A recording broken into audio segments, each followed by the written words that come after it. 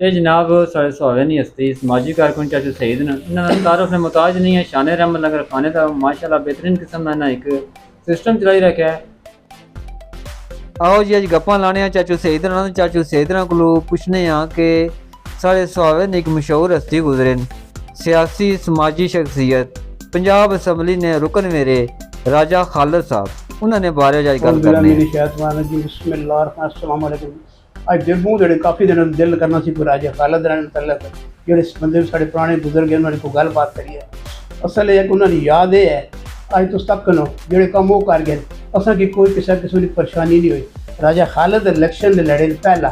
जी वजीर बने फिर दोबारा इलेक्शन लड़े फिर वजीर बने त्रै इलेक्शन पहले इलेक्शन जो नवाज शरीफ की सुहावे अपने घर एक दफ़ा बुलाया दुई दफ़ा बुलाया फिर सरे तो बुलाया बुला के वो असें दूए साहब जब प्लेटा च रख के असें तहसील दे के मंगने की इजाजत करने की लोड़ ही पे ये राजे ने पता था नवाज शरीफ को पता कितने असें तहसील मिली है। नहीं तो तहसील डमेली चली जाए उसलै बड़ा जोर सी राजा मुर्दना डमेली इधर सिर्फ राजा खालिद का जोर सी राजा शुजा राणा सुहाब त्रै ही तस्सियां सुन त्रै नाम सुनने रहे राजा शुजा खान राजा खालिद राजा मुर्द उन्होंने बड़ा जोर से उन्होंने जोर लाया डमेली ना इन्होंने पाला है इन्होंने नवाज शरीफ चंगे तलक सन सुहावे भी आए सरे भी आए वो दूए साहब प्लेटा ही रख के असें तहसील दे गए। अज साड़ी नस्ल नहीं होने लगियां अस ना होने लगे साढ़े कई नस्ल पछड़ियां जा सकन तहसील सुहावा ही रहसी और ये अस्पताल जो असें दे गए हर यूनिट कौंसल अस्पताल हर ग्रां अस्पताल हर ग्रां स्कूल सब तो बड़ी गल हुई है सड़क जी मुढ़े शुरू तो जी बनी जानी है सड़क की मरम्मत करना गली के मरम्मत का बड़ा काम नहीं है। वो फडियाल गए ततरोड़ गए डमेली गए पदरी गए छबर शरीफ गए और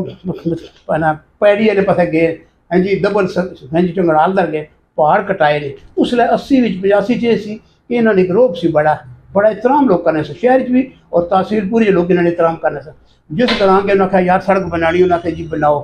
समझियो उन्हें जनाब सड़क बनाइया उन्हें किसी बंदे ना नहीं की किसी ने जमीनों में चले गए उन्हें किसी बंदे तके ही नहीं हूँ अजकल जमाना किसी का कोई 10 मरले सड़कें दी दो तो पोसा तकलीफ भरे कट्ठी करनी पे और वैदा करके लोग पाई जाए। राजा खालिद जिधर गए पहाड़ कट के उन्हें सड़क बनाइया सड़कों ने जाल बिछाए जेह्ड़े असां नस्लां असन कदे याद कर सन हैं जी। उस तो बाद इन्हें कॉलेज बनाए अस्पताल बनाए स्कूल बनाए। अच्छा फिर सब तो बड़ा उन्होंने असें घाटा ये है वो बाजार बने सन सुबह सवेरे चाह नाश्ता जो वो कसाइयां फटे का कर रहे थे और कसाई का सब्जी फ्रूट वाले लोग एहतराम करने कोई डर भी होना चाहिए कोई फालतू दिहाड़ी बंदा रेट नहीं सी लाना वो डरे जी रेट होना उसे पता सी राजे ने पता तो दिहाड़ी आप पुछ सन कोई पुलिस न बंदा कोई कचहरी न बंदा कोई जेल न बंदा किसी महकमे न बंदा बाजार चेक नहीं सी करना। राजा खालिद उन्हें किसी सुहावे किसी दुकानदार की चेक नहीं किया उन्हें भी एहतराम किया तो इन्हें लोगों भी एहतराम बड़ा किया इन्हें भी रेट नहीं ज्यादा लाए जी। इसलिए जनाब जो मर्जी आके चेक करना जो मर्जी जुर्माना पे पाना जी और अपनी बाबे रेट शहर जो मुर्गे ना रेट एक दुकान तो हो रहा है दूसरी तो हो रहा है सब्जी हो रहा है इन्हें रोजे था जो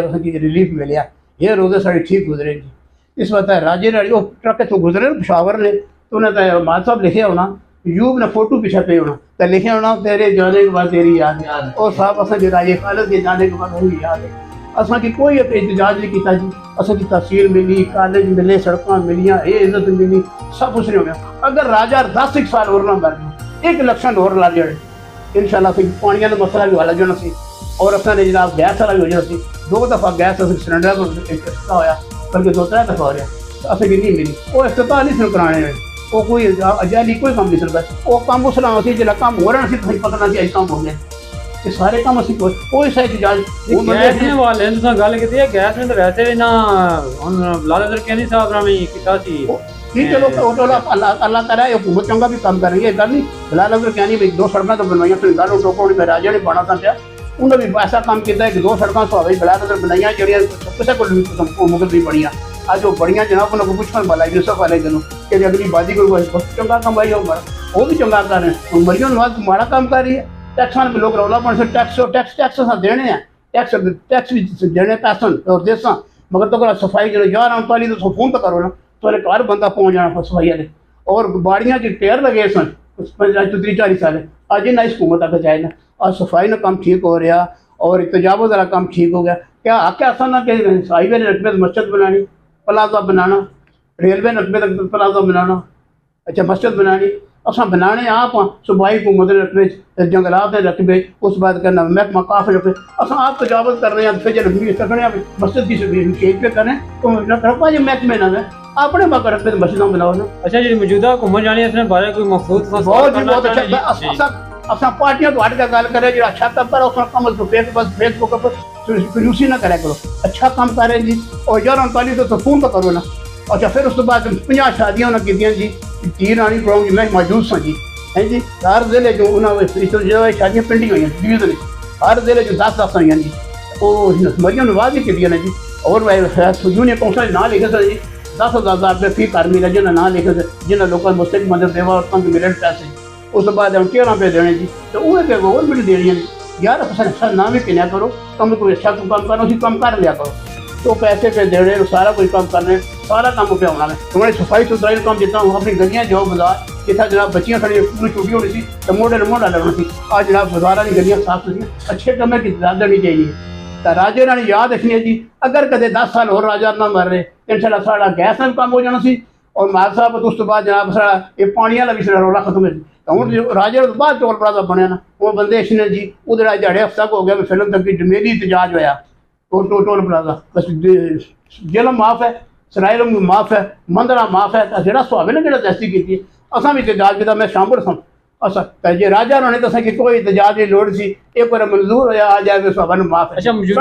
मौजूदा हुकूमत की तुसां क्या पैगाम देना चाहते जी बहुत अच्छा काम करना और इस तरह उन्होंने जी क्या रिक्वेस्ट करना चाहते हैं जेडे एहतजाज है टोल टैक्स ने हवाले ना तुसां कि कोई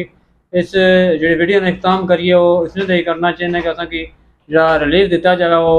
टोल टैक्स ने जो सुहावे नहीं वहां वास्ते दिता जाए। अब तो दिता जाए असा के साढ़े वकीलों ने माफ है जेलम ते सराय भी ना कार्ड दसने सजाड़े जी जेलम बंदा नाल बैठा सराय उन्हें टैक्स माफ है जो तो मंदरे वाले दसने छड़ा दी कार्ड तो माफ है यार सुहावे ने क्या ज्यादती की है। रोज एहतजाज करना जरा अच्छा नहीं लगना। इस हूँ राजे खालिद ने याद रखनी है उसने कम होए मिल जाने सन हैं जी। वो होने तो दौर प्लाजा भी माफ होया वैरो होने तो पानिया भी मसला हल है वो है तो गैस के 3 काम साढ़े है सन जी। इस वक्त उन्हें सलूट मार रहे थी यार राजा शुजार जी अपनी जायदादा बेचने रहे सारे भरा बेच कर अज अगले जान चले गए। अज उन्होंने एक नाम है जोड़ा काम उन्होंने हो सके अच्छा काम किया। हूँ टैक्स नहीं पिछे